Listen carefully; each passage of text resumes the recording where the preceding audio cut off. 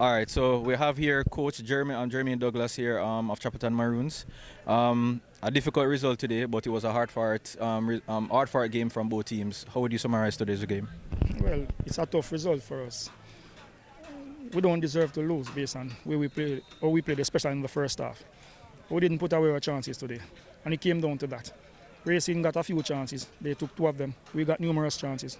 Only took one. And football is about scoring goals. All right, so you made mention of the first half in which you guys were clearly on top.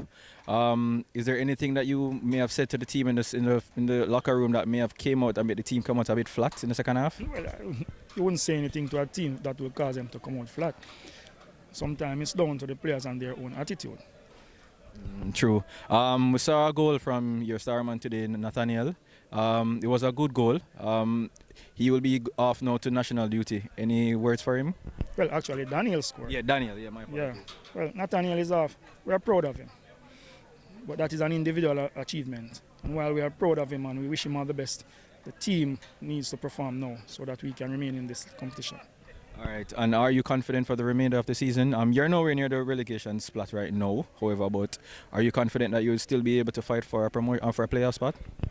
Well, the performances have not been bad enough, but the results have been poor. And it comes down to us now, staying focused, staying concentrated, not conceding these sort of goals that we conceded today, and putting away our chances when we get them.